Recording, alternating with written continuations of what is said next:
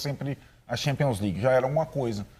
E agora caiu muito o time inglês. Apresentar um pouco mais este novo reforço do Flamengo. Léo Pereira tem 23 anos. Ele chegou ao Furacão com 16. Disputou a Copa São Paulo de Futebol Júnior em 2013. Ele estreou profissionalmente no mesmo ano, 2013, no Campeonato Estadual. Em 2016 foi para o Náutico. Em 2016, no finzinho do ano, assinou contrato de empréstimo com o Orlando City. Disputou 10 jogos na Liga Norte-Americana, a principal, a MLS. Em 2018, retornou ao Atlético Paranaense. Fez 41 jogos, 6 gols marcados, campeão da Copa Sul-Americana, campeão estadual. No ano passado, ele fez 47 jogos, marcou 3 gols, campeão da Copa do Brasil. E agora foi comprado pelo Flamengo por 27 milhões de reais. É um jogador com potencial de seleção brasileira. E como a gente falava, aqui no Brasil, para chegar, jogar rapidamente, zagueiro, canhoto, não tinha outro melhor. O Flamengo tem essa bala, tem essa grana, foi lá e contratou. E eu vou mostrar para vocês por que a gente considera o mercado do Flamengo perfeito. Perfeito mesmo. Ele contratou um centroavante que o Jorge Jesus queria, que é o Pedro. Ele queria um jogador de área e contratou numa condição melhor do que aquela em que o Jorge Jesus queria ele no Fluminense.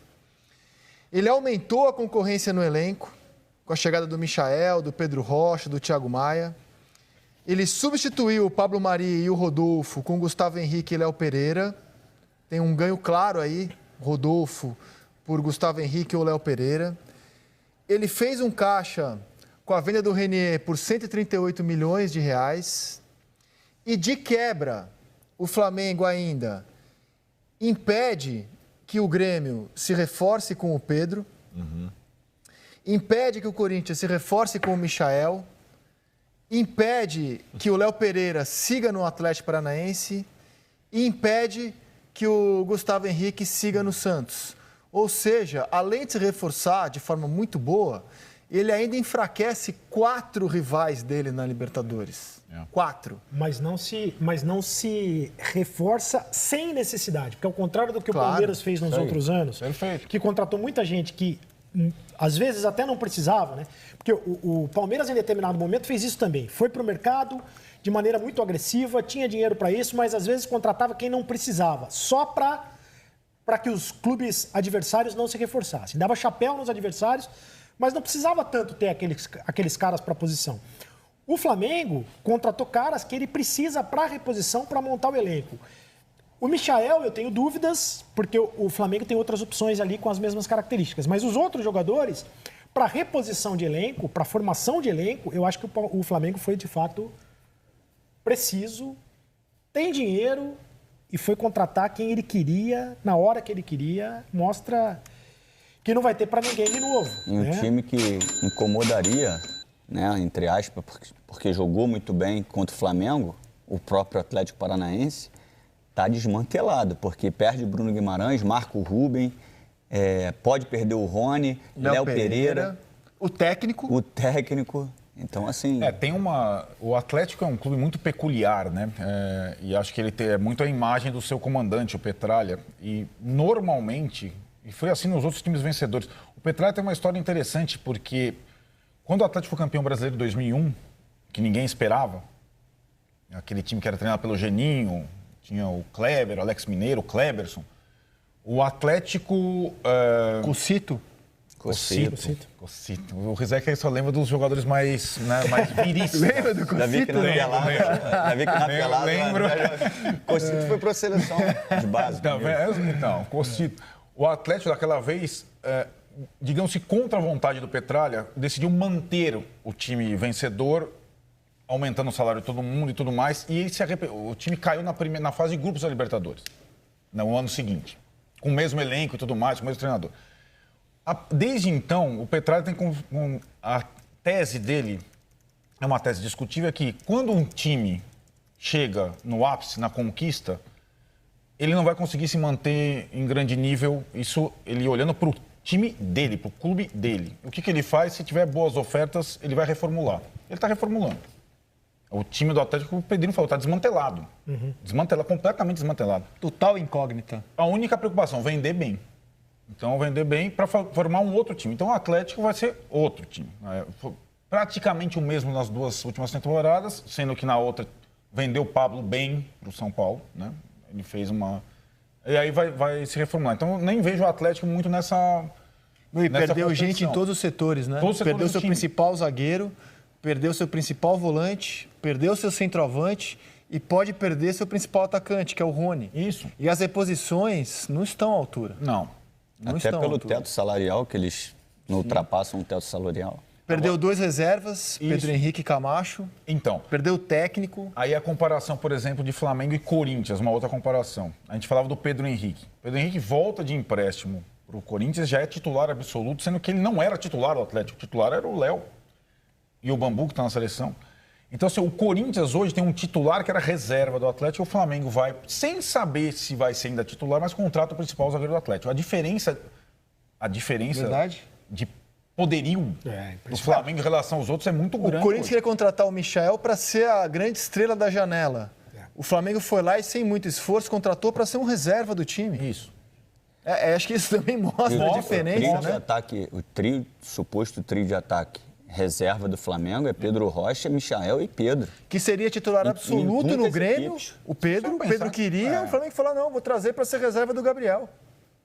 Esses 3, se você for pensar... Eles não seriam titular no Corinthians? Seriam. Esse trio? Claro, pelo amor de Deus. E 90% dos times.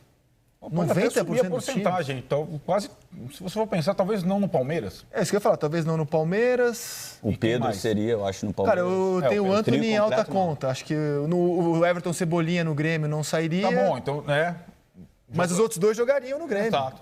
Os outros 2 jogariam no Grêmio. Se você pensar que o Antony pode sair do São Paulo a qualquer momento, os 3 jogariam no São Paulo. Os 3 jogariam no São Paulo. Tirando o Antony... Né? Mesmo assim, o Antony dava uma boa discussão ali, uma boa briga. Dava uma boa... O que responde essa pergunta, quer dizer, o Flamengo aumentou a vantagem para os jogadores. O Flamengo melhorou o time dele. Não vai, provavelmente, sentir falta do Pablo Mari. E melhorou a qualidade do time. Olha... Se não der... Porque futebol é futebol, né?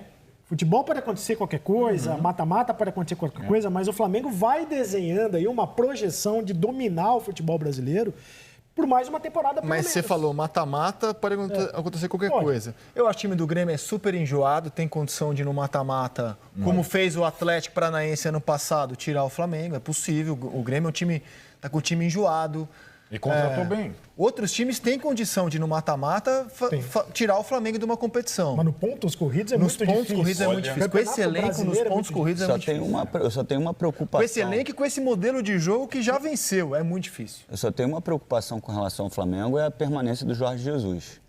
A gente tem falado isso... Eu me preocupo, porque já teve o boato que o Porto tem interesse, então, assim, quem o Flamengo... É lógico que eles já devem ter também rastreado outros treinadores com esse perfil, mas o começo não é fácil. Por mais que já esteja ali programado, um modelo, chega um treinador europeu, enfim, você botar em prática, você conhecer o que está acontecendo com o Gesualdo, não é falta de competência. A gente avalia, às vezes, 15 dias de treinamento. Não dá tempo, né? O cara está se adaptando a tudo, entendeu? A tudo. E o Jesus também, quando chegou, teve um pouco de dificuldade. A gente já falou sobre isso. Então, assim, quem seria um treinador com essa essência se Jorge Jesus não ficar no Flamengo? Essa é a minha preocupação. Porque pode chegar um cara e falar assim, rapaziada, vamos tocar desse jeito aí. Os ajustes que eu fizer vão ser ajustes bem simples, mas é o mesmo modelo, jogue do jeito que estava jogando. Pô, beleza, ok. E se chegar um treinador e quiser fazer algo diferente? Quer botar o dedo dele com outro perfil? Essa é a minha preocupação. Eu acho que isso pode azedar um pouquinho o processo do Flamengo. O nome natural que vem à cabeça é o do Sampaoli, evidentemente. Até porque o Sampaoli está dando não para todo mundo, uma dessa. Não, Jesus não saiu respondendo a pergunta do Pedrinho, quem seria? É o nome que vem à cabeça. Naturalmente, se o Flamengo estiver pensando em alguém, se preparando na possibilidade de perder o Jesus lá no meio do ano. Agora, é bom lembrar, e não sei se o Sampaoli esperaria até o meio da temporada. É bom lembrar também que quando o Jesus chegou, ele teve um tempinho, porque o Campeonato Brasileiro parou por causa da Copa América.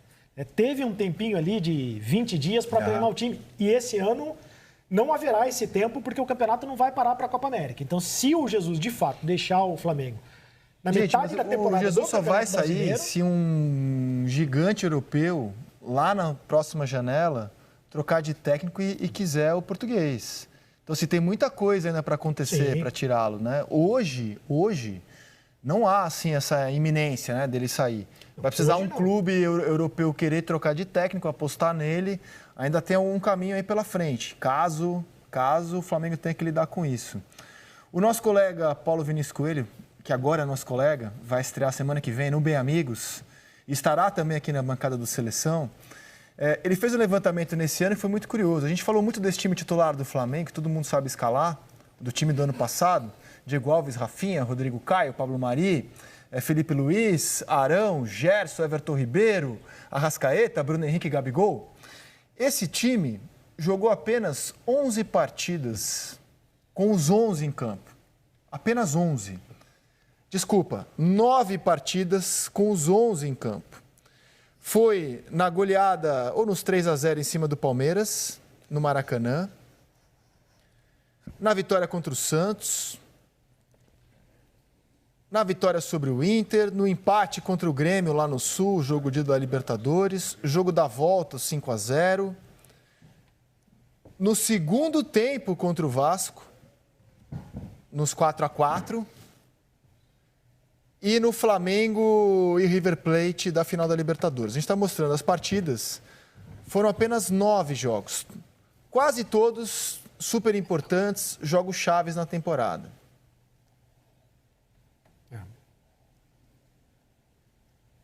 Além dos 2 do Mundial. Foram 6 vitórias, 2 empates, 1 derrota.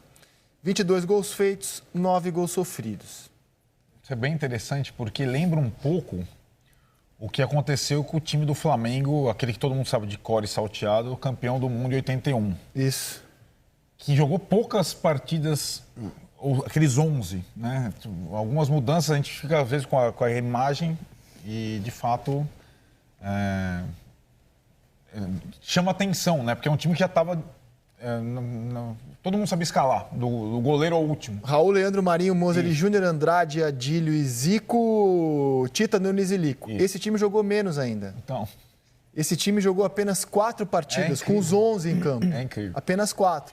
É uma escalação que virou oração, Exato. Mas ele jogou a reta final do Carioca daquele ano, a final contra o Vasco, que perdeu o primeiro jogo, aí ganha do Liverpool, botando os ingleses na roda, e aí só uma partida do ano seguinte.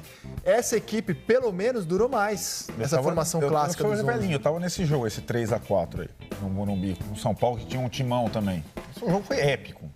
E o Flamengo chegou a estar ganhando por 4-1. Tipo... Então escalhe o São Paulo desse jogo aí. O São Paulo tinha um jogador desse jogo que chamava Ricardo, que eu nunca mais vi jogar. Era um reserva. Ricardo, pode buscar que é Ricardo. Mas tinha Valdir Pérez, Getúlio, Oscar, Dario Pereira e Marinho Chagas. Almir, Renato e Everton. Aí o ataque era Paulo César, Serginho e Zé Sérgio. Só que nesse jogo tava... Paulo César? É. Lembra o Paulo César? Jogou no Botafogo de Ribeirão Preto, na seleção brasileira. Era o segundo time do Brasil, né? Em termos, nesse ano. Foi bicampeão paulista e tudo mais. Dividia as convocações para a seleção brasileira. Muitos jogadores na seleção brasileira. Em 82 foi muito Flamengo, muito São Paulo e muito Atlético. Isso. Né? Mas esse jogo aí é épico. E o Flamengo deita e rola no Morumbi, assim. Foi 4-3, mas foi tipo o 5-3 Brasil e Bolívia, entendeu? Chegou a estar 4-1 pro Flamengo. E a repetição dos jogos, assim, você mantendo a mesma equipe, ela não só te dá um entrosamento coletivo, como você começa a perceber movimentações individuais dos atletas, né? Umas coordenadas pelos treinadores e outras que você conhece algum movimento que o companheiro gosta de fazer. E o Jorge Jesus, nesse jogo, ele faz aquelas substituições de tirar o Everton Ribeiro e tirar o Arrascaeta. E a gente viu aí nos lances que passaram da final do Mundial, o gol que o Flamengo toma é justamente por uma característica... Pessoal, olha que legal. Primeira semana do mês de novembro e eu já faturei mais de R$35 mil. Mês passado, em outubro, eu fiz mais de R$100 mil. E tudo isso com vendas automáticas e online. Se você quer saber como que eu faço isso, clica no link na descrição desse vídeo que eu vou te contar o meu segredo.